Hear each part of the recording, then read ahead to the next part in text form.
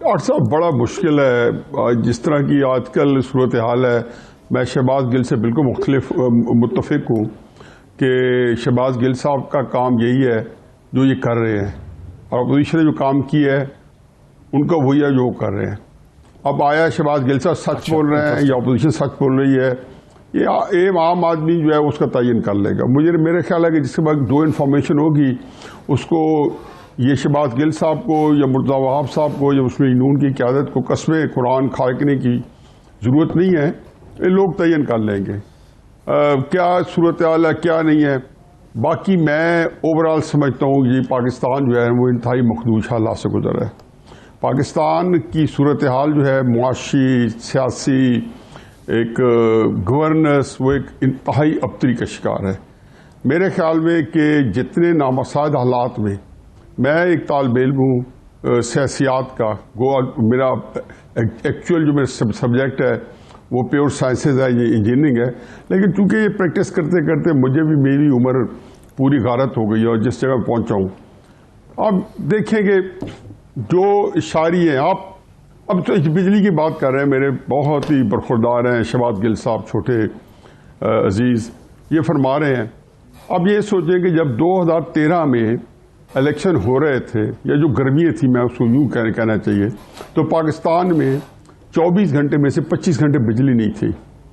ایک بالکل ایک غدر کالم تھا. شاید یہ یہاں نہ ہو پاکستان میں, ان کو معلوم نہ ہو کہ کیا بیت رہی تھی. لاہور جیسے شہروں میں تو 7-8 گھنٹے بجلی آ جاتی تھی 24 گھنٹے میں. میاں والی جو میرا شہر ہے وہاں ورچولی جس کو کہنا چاہیے لٹرلی 24 گھنٹے میں سے 25 گھنٹے بجلی نہیں آتی تھی. اب پرائرٹی یہ تھی کہ ملک آپ کا بالکل دیوالیہ ہوا تھا, جیسا کہ ہوتا ہے, حالات بڑے سخت خراب تھے.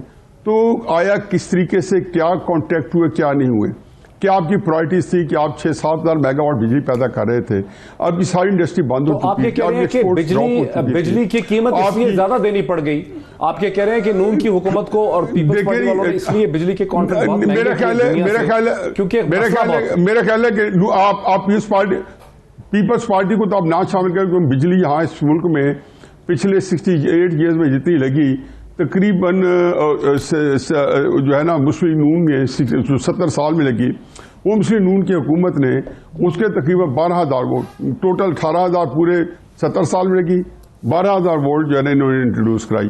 میں یہ کہہ رہا ہوں کہ آپ کی ضرورت جو تھی اس کے اتنے پریشرز تھے کہ اس کے اندر جیسے ان کو کئی دفعہ اگر اس حکومت کو فیصلے لینے پڑتے ہیں پریشر میں, انہیں بھی لیے ہوں گے.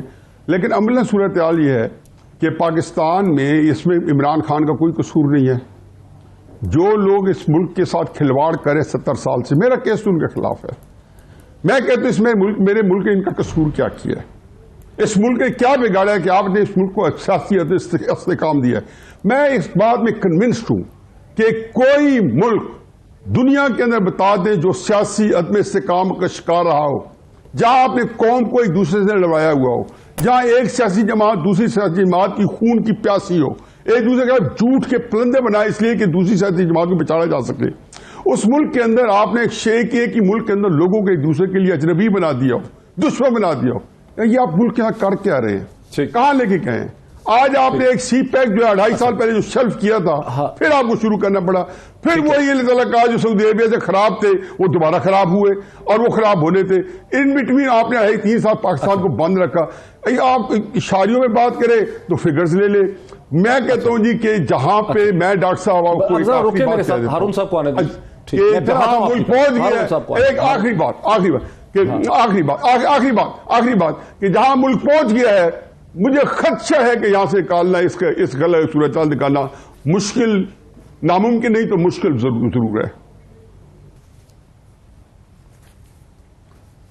ڈاکٹر صاحب بدقسمتی سمجھیں کہ یہ واحد حکومت ہے جس میں ساری چیزیں ہیں, کرپشن کی ہوش ربات داستانیں ہیں.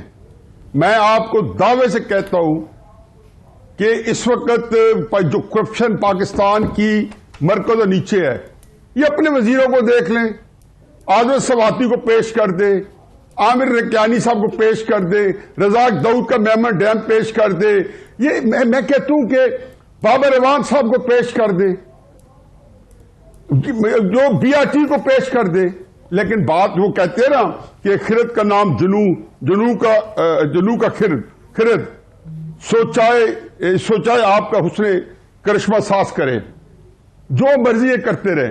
دیکھیں میرا بیٹا جو ہے یہ کیس کے اندر، یہ گل صاحب کا بہت اچھا دوست ہے، وہ گل صاحب کا بڑا رسپیکٹ ہے اس کے دل میں. وہ بتائے گا کہ ساجد عباسی صاحب ایک کسٹم اپیلیٹ کورٹ کے کوئی 10 بلین روپے کا ایک ایکسپورٹر ہے، اس کا کیس کیا ہوا ہے، 50 بڑے ایکسپورٹر میں آتا ہے. خدا گواہ ہے کہ بندے کو پکار کے ہوا ہے، اس بندے کی ایکسپورٹ کو انہوں نے زیرو کر دیا ہے صرف اس لیے کہ ایک فریولس چارجز کے اوپر کسٹم نے اس کے اوپر کہ آپ کا property right, intellectual property right کا لیبل ہے اس کے اوپر. اچھا ٹھیک. 10 بلین کا پاکستان کے 50 بڑے ایکسپورٹر کو زیرو کر کے رکھ دیا.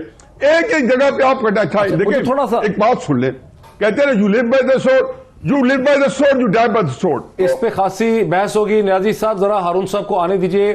ہارون صاحب وہ ٹھیک ہے کہ آپ نے بہت سی کمزوریاں اور ناکامیاں اور فیلئر اس حکومت کے بتائے ہیں، لیکن میں ڈان کا ایڈیٹوریل دیکھ رہا تھا جس پہ بہت تنقید ہوئی ہے، لیکن انہوں نے یہ مانا ہے کہ اس حکومت کی فورن پالیسی بڑی بھرپور رہی ہے. اس نے بالا کوٹ پہ ہندوستان کا جس طرح سے جواب دیا وہ بھی بہت ہی مؤثر تھا. NCOC جو بنایا، نیشنل کمانڈ اینڈ کنٹرول جو سینٹر تھا، کمیونٹی کوارڈینیشن سینٹر جو بنایا اور جس طرح سے کووڈ-19 کو ہینڈل کیا وہ بھی بڑا زبردست ہے. احساس پروگرام جو ہے اس کا جو یوز کیا ہے کووڈ-19 میں وہ بھی بہت اچھا ہے. اس پہ آپ کا کیا رد عمل ہے؟ سر احساس پروگرام کی تو سب سے زیادہ تعریف اس ناچیز نے کی. فارن پالیسی پہ آپ ٹھیک کہتے ہیں. ہارون رشید صاحب، آرگومنٹ یہ ہے حکومت کا کہ جو مسائل اپوزیشن جن کا ذکر کرتی ہے یہ بیسکلی میڈیسن کی لینگویج میں سمپٹومیٹک مسائل ہیں، مطلب یہ وہ چیزیں ہیں جو ہو رہی ہیں، اپوزیشن ان کی طرف تو نشاندہی کرتی ہے لیکن یہ بات نہیں کرتی کہ یہ سرکولر ڈیٹ، یہ اتنا بڑا ہوا خرچہ، یہ جو اور ڈیٹس ہیں سارے یہ بڑے کیوں ہیں اور اس کی وجوہات کیا ہیں. سو در حقیقت اپوزیشن آدھی کہانی سنا رہی ہے، پوری کہانی نہیں سنا رہی ہے. ہارون صاحب پوری کہانی اس ملک میں کوئی بھی نہیں سناتا. ڈاکٹر صاحب انہوں نے کیا کیا، انہوں نے اتنے بڑے بڑے دعوے کیے، 1 کروڑ نوکریاں، 50 لاکھ مکانات اور یہ اور فلاں اور یہ نہیں کریں گے اور قرض نہیں لیں گے، خودکشی کر لیں گے اور فلاں کریں گے. اور کیا آنے کے بعد کچھ کا اچھے کام بھی کیے، اس میں شبہ نہیں ہے. ایک خسارہ کام کرنے کی کوشش کی، مگر چونکہ نہ معاملہ فہمی ہے نہ مردم شناسی ہے، ایک بھیڑ جمع کر لیا ہے. یہ جو ہمارا وزیر خزانہ، اس طرح کے وزیر خزانہ کوئی ہوتے ہیں دنیا میں؟ کون ان کو رکھتا ہے؟ پیپلز پارٹی نے رکھا تھا. اچھا اب نہ آپ عدلیہ کو ٹھیک کر رہے ہیں، نہ آپ پولیس کو ٹھیک کر رہے ہیں. یہ وہ ناصر درانی صاحب کہاں چلے گئے؟ اور یہ بزدار جیسے لوگ وزیر اعلیٰ کیسے ہو جاتے ہیں؟ اور یہ وزیروں کی طرح شکلیں ملادہ فرمائیں آپ. اور کوئی کام نہیں ہو رہا ہے. 8,000 روپے وصول ہونے چاہیے. روز کہتے تھے عمران خان صاحب 8,000 روپے میں وہ وصول کر کے دکھاؤں گا.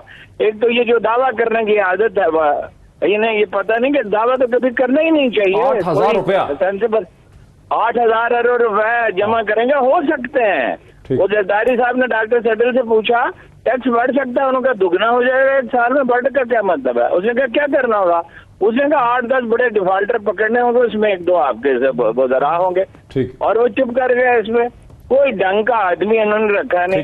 پھر جو یہ حرکت ایک ایسی عجیب کی ہے، ایک تو اپنی برگزیدگی کا عمران خان صاحب میں اتنا احساس ہے جیسے وہ آسمان سے نازل ہوا اور زمین پر کیڑے مکوڑے رہتے ہیں. یہ بات ٹھیک ہے کہ ملبہ وہ چھوڑ کے گئے تھے، مگر انہوں نے کیا کیا؟ یہی رکے ذرا حکومت کا اس پہ ایک جواب لے لیں کہ بیسک آرگومنٹ یہ بنتا ہے کہ یہ صحیح ہے کہ پی پی پی اور پی ایم ایل این نے ملبہ چھوڑا، انہوں نے گند مچایا، مہنگے قرضے لیے، مہنگے پاور کانٹریکٹ لیے، مس مینجمنٹ کی. لیکن پی ٹی آئی کی حکومت اور عمران خان کی ٹیم کو تو پتہ ہونا چاہیے تھا کہ مسائل ہیں کیا، ان کو ادراک کیوں نہیں تھا اور انہوں نے جواباً کیا کیا. ڈاکٹر شہباز دیکھیں معید، اس میں 2-3 باتیں ہمیں انڈرسٹینڈ کرنی پڑیں گی کہ اگر آپ کے گھر میں چوری ہوئی ہے، بہت شدید نقصان ہوا ہے، لوٹ مار ہوئی اور آپ اسے برداشت کرتے رہیں سالوں تک، تو اب اس کی تکلیف برداشت کرنی پڑے گی. اگر آپ کے گھر میں فرنیچر بھی چلا گیا ہے، ٹی وی بھی چلا گیا، فریج بھی چلا گیا، تو اب وہ آسمان سے نہیں آ جانا. اب آپ کو پھر لمبا عرصہ محنت کرنی پڑنی ہے اور وہ چیزیں بنانی پڑنی ہیں. پی ٹی آئی کی گورنمنٹ ہو، دنیا کی کوئی گورنمنٹ ہو، جس طرح کی یہ لوٹ مار کر کے گئے تھے، جیسے یہ ملک کو دیوالیہ کر کے گئے تھے، آپ اسے 5 سال کیا 10 سالوں میں بھی ملک کو एशियन टाइगर पे तो खड़ा नहीं कर सकते, आपको टाइम लगना, ये लंबी गेम है। अब आपको आने वाले, हमारी हुकूमत है, अवाम को फैसला करना पड़ना, अगले 25, 30, 40 साल आपने किसी बेईमान को दोबारा वोट नहीं देना, आपने ऐसे लोगों को वोट देना जो अकाउंटेबिलिटी पे यकीन रखते हैं, आपके सामने बात करते हैं। आज सिंध की गवर्नमेंट ने बात की, पूरे मुल्क में एक शख्स वेंटिलेटर ना होने की वजह से फौत हुआ, पूरे मुल्क में एक, और वो डॉक्टर साहब थे एक जो कराची में हुए। अच्छा, आज भी इन्होंने सबसे पहले पूरे पाकिस्तान में शोर मचाया कि पाकिस्तान के अंदर आप सख्त तरीन लॉकडाउन कर दें, आप भी उन लोगों में शामिल थे। उसकी वजह यह है कि इशराफिया का एक ख्याल था, उनको लगता था कि आम बंदे से हमें ये बीमारी लग जानी है। हमें तमाम बीमारियां हमारे बच्चों को थोड़ी ना लगती हैं, वो तो गरीब का बच्चा पानी पीता है जोहड़ से, आपका या मेरा रिश्तेदार तो नहीं पीता पानी। पहली दफा एक ऐसी बीमारी आई जो बड़े, आपको जब मैं कह रहा हूं उसका मतलब आप मोहित पीरजादा नहीं, सारी हमारी जो क्लास है, आपके मेरी तरह के लोग, हमारे तमाम, मैंने खुल के कहा था क्या कि नहीं, मैं कह रहा था कि मैं आपको सिंगल आउट नहीं कर रहा, मतलब आपको पता है हमारे वाली जो लॉटरी सारी लॉकडाउन चाहती थी। अच्छा, इमरान खान साहब ने रिस्क लिया, अल्लाह के ऊपर भरोसा किया, लॉकडाउन नहीं किया। आज सिंध में सबसे ज्यादा स्प्रेड है, सबसे ज्यादा अमवात हैं। अगर आप आबादी के लिहाज से देख लीजिए, किसी लिहाज से देख लीजिए, कोविड का नुकसान सबसे ज्यादा है।